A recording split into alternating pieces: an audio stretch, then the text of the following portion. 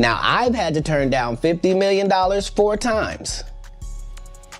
4 times. Just to protect my integrity and that virgin hole I was telling you about.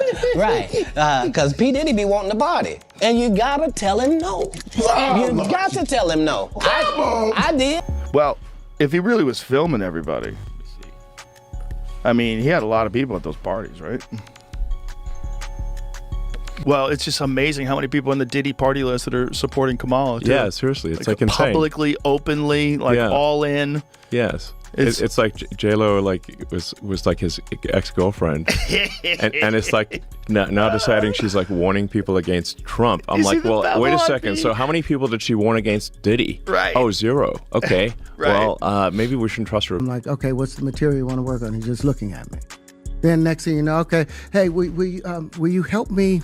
I want to hear your music. So I come over there and I play the music. And he's sitting there, just looking at me, like waiting. Okay. So then my assistant was like, he wants to hang out with you next week. And I was like, for what? He's like, I think he's trying to fuck you. That's what my assistant said. And I was like, oh. Welcome back to your daily dose of scandal and glamour. Let's spill the tea on today's biggest celebrity stories. Joe Rogan, Terrence Howard, and Katt Williams just exploded with wild claims tied to the chaos surrounding Diddy. And guess what?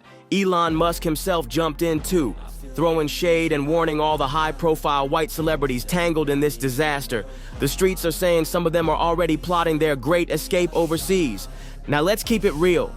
This is all based on what insiders and internet sleuths are saying. It's all alleged. I'm just laying out what's being whispered behind the scenes. New reports from the prison where Diddy's being held are sparking major buzz.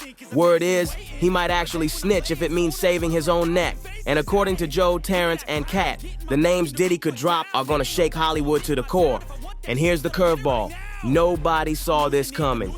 Uncle Steve Harvey's name is floating in the mix. Folks online are saying that the minute Steve caught wind of Diddy's indictment, he dipped. Fast. Like real fast. Private jet type fast. Not only did he vanish, but apparently, he also scrubbed everything linking him to Diddy. He shut down his connections, cleaned up shop, and even wiped his socials. One detail that's raising eyebrows, he deleted an old tweet from back in 2017 where he called Diddy, "a brother doing good for these kids." Yeah, that tweet aged badly. And it gets even messier. Back then, Steve was acting like life was all good, chilling in Italy on vacation with Diddy and Lori Harvey. Yep, Lori was dating Diddy at that time, after she broke up with his son, Justin. This wasn't just awkward, it was straight up bizarre. This whole thing is straight up disturbing. But what really made people's skin crawl? A photo of Lori Harvey wearing white nail polish. Sounds harmless, right? But if you've been keeping up with the Diddy scandal, that tiny detail hits different. It's actually creepy as hell. Cassie's lawsuit dropped a bomb. She claimed Diddy forced all the women around him to wear white nails during his freak-off parties. Why? Because the contrast would pop against the skin of his black ex-workers, all for his twisted recordings that he allegedly kept for himself. That alone is stomach-turning. And it gets even worse. Young Miami was seen with white nails too. And so was Diddy's own mom. Now everyone's asking, did Steve Harvey really not know any of this?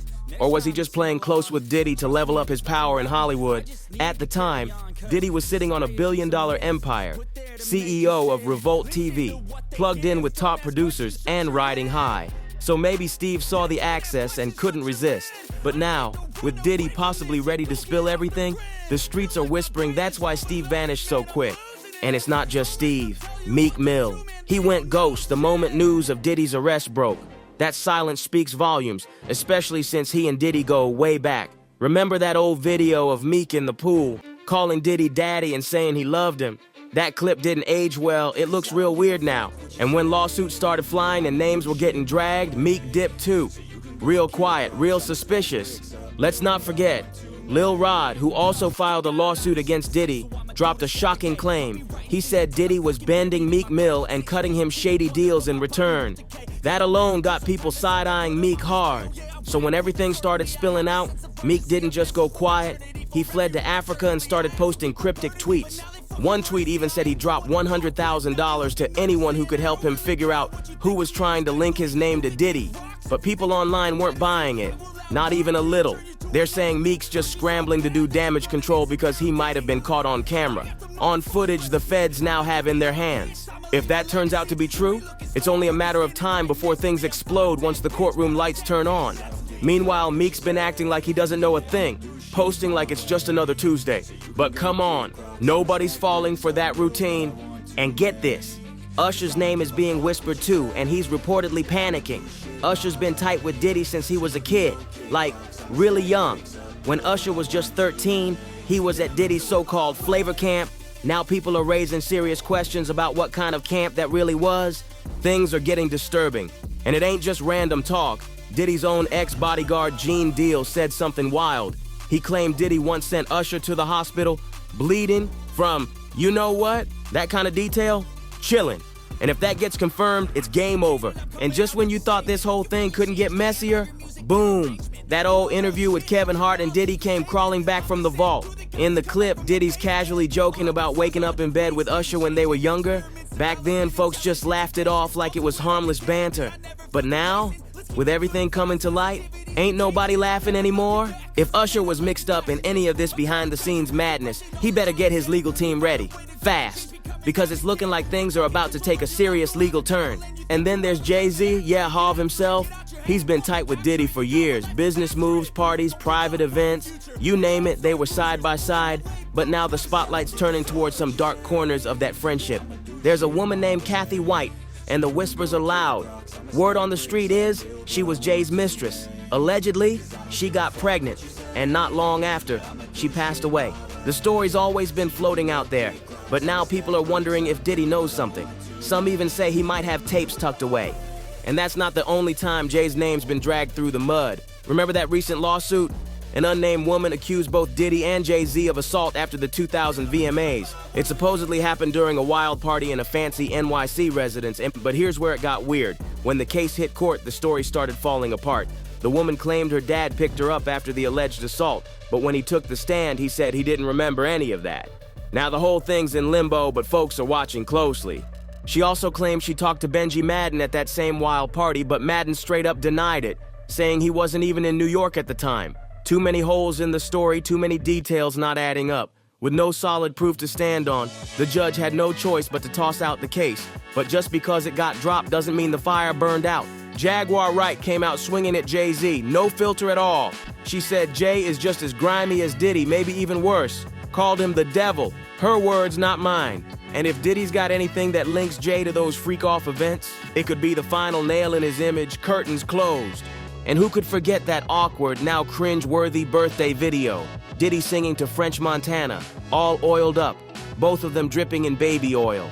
People thought it was weird back then, but now it feels straight up uncomfortable, especially after the feds reportedly found over 1,000 bottles of baby oil stashed in Diddy's home. What was he doing with that much? That one clip now looks like a giant red flag. And it doesn't stop there. Jennifer Lopez's name just got thrown back in the mix too. Remember that club shooting involving Shine and Diddy? Well, sources are now saying J-Lo knew the real story all along. Allegedly, she was the one carrying the strap in her purse that night and then lied to the grand jury about it. If that's true, she's got some serious explaining to do. That's exactly what Natanya Rubin, one of the women injured in that club shooting, has been shouting for years. She's been pushing to get the case reopened, and get this, she's even willing to have fragments pulled from her face just to prove Jennifer Lopez lied under oath. According to Natanya, both Diddy and J-Lo need to face real consequences, and if this thing actually gets reopened, J-Lo might finally be staring down some serious heat. Now here's where it takes a wild turn. Whistleblowers like Katt Williams and Terrence Howard didn't just stop at Diddy, they started naming names. White celebs too, the ones who've been ghosting the public ever since this scandal blew up.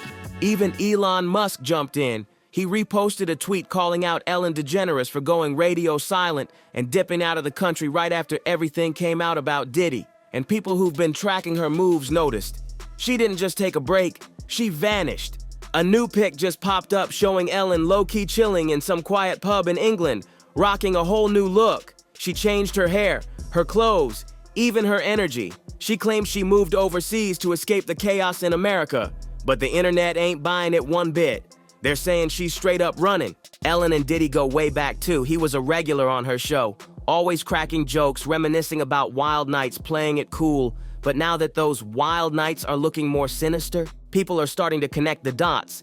and Ellen's sudden exit ain't looking so innocent anymore. Back in 2016, Ellen tweeted Diddy a happy birthday and called him Cuddled McSnuggle Stuff. Yeah, that's what she said. Then added, y'all don't need to know why. But now, oh, people definitely want to know why. Ellen already had a rep for being nasty behind the scenes. Former staff dragged her for running one of the most toxic sets in Hollywood. But it doesn't end there. Now rumors are bubbling up that 2 of her former romantic partners died under mysterious circumstances. And the chatter, it's loud. Folks are connecting the dots, saying Diddy might have helped cover something up.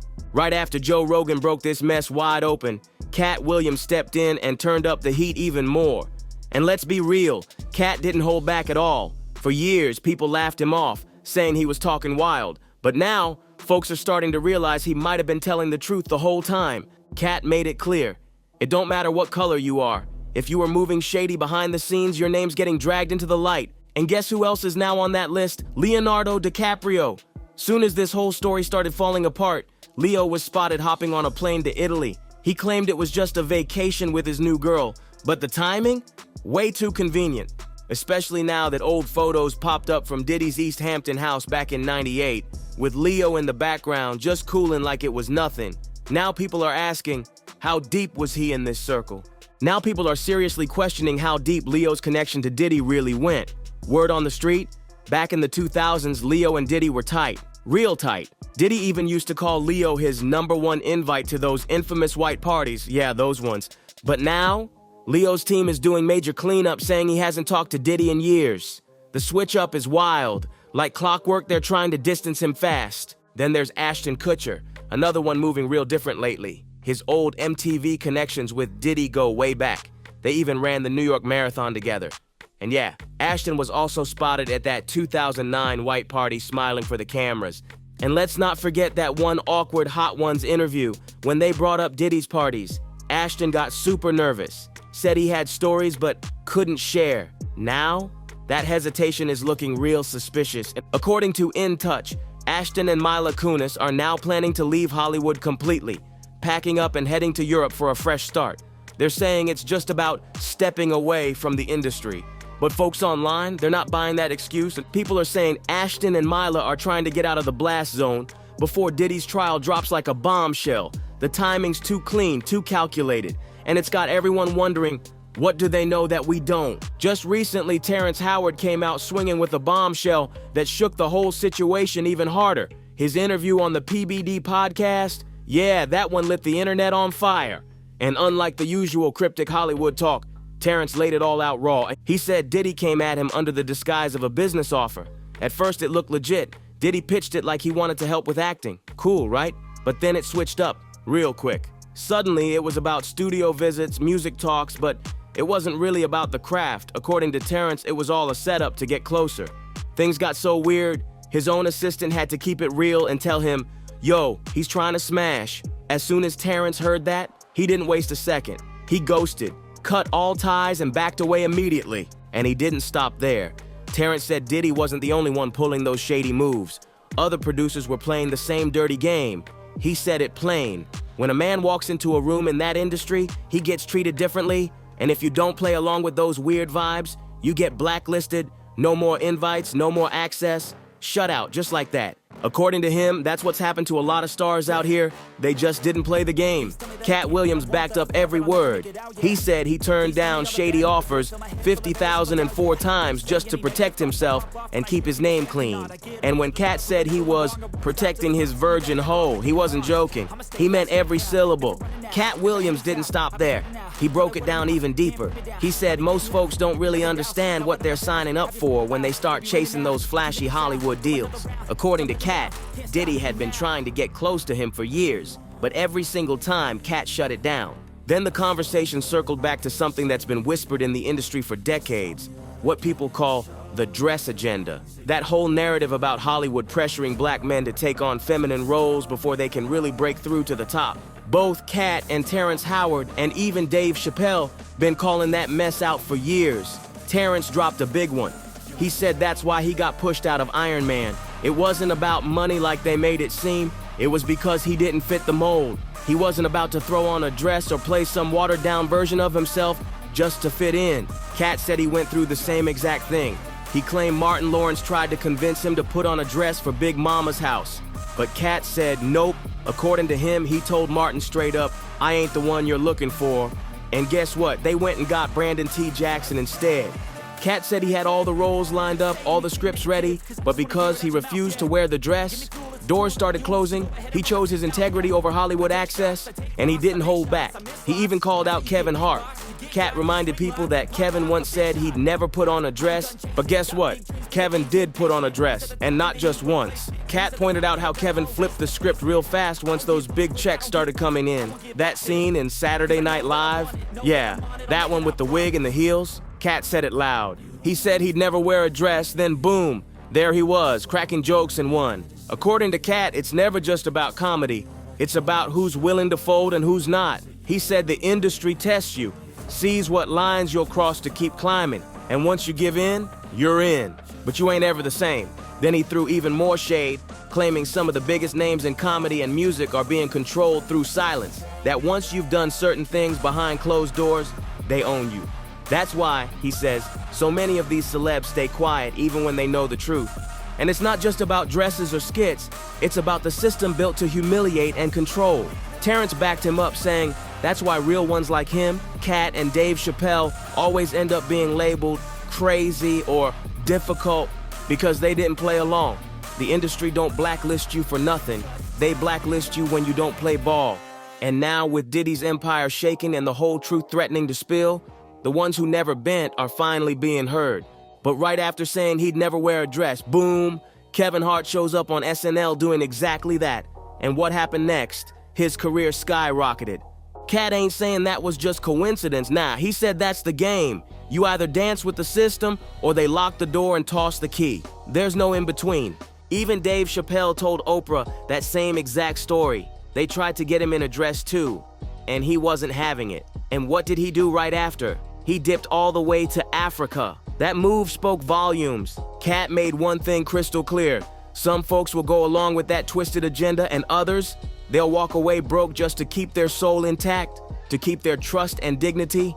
And now the internet is on fire.